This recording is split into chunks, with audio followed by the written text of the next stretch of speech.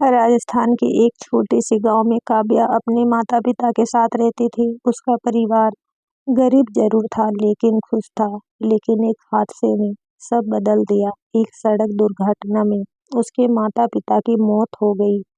अब काव्या पूरी तरह अकेली हो गई। काव्या के चाचा उसे अपने घर ले आए। शुरू में उन्होंने बहुत प्यार दिखाया, अब से तू हमारी बेटी है। लेकिन कुछ ही महीनों में सब बदल गया। चाची उसे दिन रात काम करवाने लगी, खाना बनाना, पानी भर और ज्यादा बोल मत। काव्या चुपचाप सब सहती रही।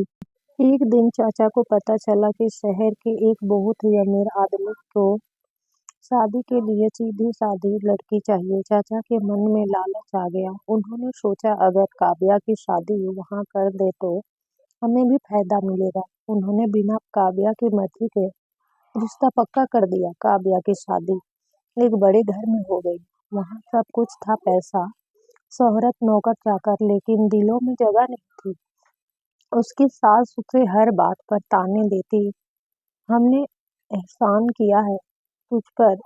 पति आरब चुप रहता था, जैसे उसे कुछ फर्क ही नहीं पड़ता। एक दिन काव्या ने अपने चाचा और सास को बात करते हुए सुन लिया। हमने लड़की दे दी, अब पैसे समय पर मिल जाने चाहिए। यह सुनकर काव्या के पैरों तले जमीन खिसक गई। उसे समझ आ गया कि उसकी शादी एक सौदा थी।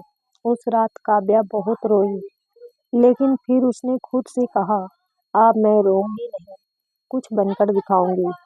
उसने अपने हुनर, सिलाई और डिजाइनिंग को काम में लगाया। धीरे धीरे उसने अपना छोटा सा काम शुरू किया। कुछ ही समय में काव्या के डिजाइन शहर में मशहूर हो गए। एक बड़ी कंपनी ने उसके साथ काम करने का ऑफर दिया। अब वही लोग जो उसे नीचा दिखाते थे उसकी तारीफ करने लगे। उसका पति भी अब उसे सम्मान देने लगा। एक दिन चाचा उसके पास मदद मांगने आए। काव्या ने शांत होकर कहा, जिस दिन आपने मुझे बेचा था उसी दिन मैंने खुद को खो दिया था, लेकिन आज मैंने खुद को वापस पा लिया है। चाचा शर्म से सिर झुकाकर चले गए। तो दोस्तों, यह कहानी यहीं तक थी। यदि आप कहानी सुनना पसंद करते हो तो हमारे YouTube चैनल को सब्सक्राइब कीजिए। धन्यवाद दोस्तों।